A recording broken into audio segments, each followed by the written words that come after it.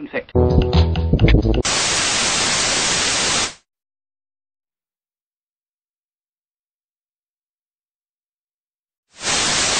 Hello, welcome to Snowboard Review TV, supported by Peak Leaders Instructor Training Courses.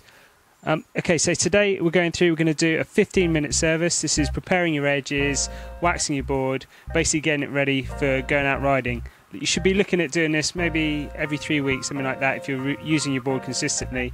And if you're only going on holidays, then you should be making sure that you do it just before you go on holiday. Okay, so to service your board, you're going to need the following things. You need a block of all temperature wax, can be any brand, doesn't really matter as long as you can ride it in cold and warm conditions.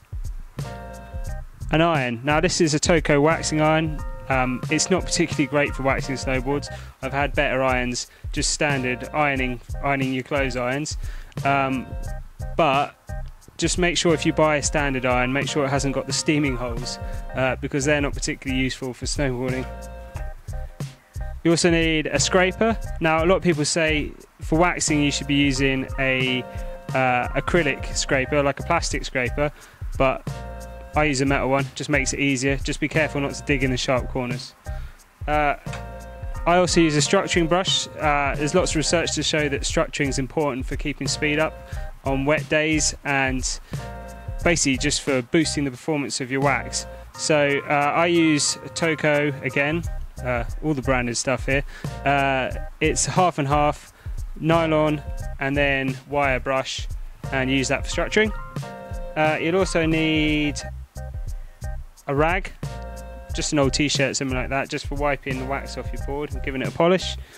And finally you'll need an edge file for doing your edges. Now these lots of brands produce them. I've got a Dakine one here which is for standard edges, and you can see the width on the file there, and basically it has two sides that guide the file along the edge of the board, one at 88 degrees and one at 90 degrees. I just use one at 90 degrees. And then for magna traction boards, you have a similar thing, but it's a much smaller file, so it can go into the kind of dips and the kind of mounds at the top of the magna traction without causing flat sections. So that's a specialised mag one, and of course because it's Libtech and it's especially for magna traction, it costs twice as much as a standard one. So there you go, that's all the equipment we need. Let's get on with waxing. The first step is edging. Make sure that the small arrow on the file is pointing in the direction of travel. Draw the file along the edge in one smooth motion. Repeat on the other edge too. Levelling isn't essential but reduces the risk of catching edges on rails. Take the end of the file to produce a consistent angle along the edge. Make sure that the teeth of the file are perpendicular to the board edge.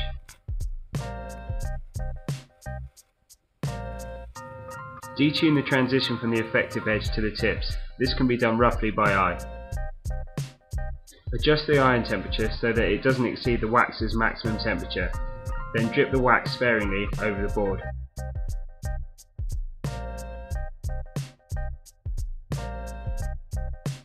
Now join the dots, being careful not to keep the wax stationary in one place for too long. Make sure the wax reaches the edges. You'll immediately see the difference between a waxed and unwaxed part. Leave the wax for at least 15 minutes, then start scraping. Apply pressure evenly along the scraper, making sure the corners don't dig into the base. I like to leave the tips unscraped. Remove wax from the edges using the side of the scraper.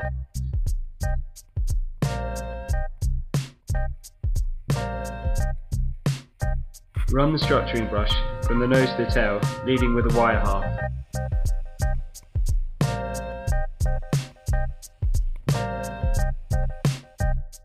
Polish off any loose wax with an old t-shirt.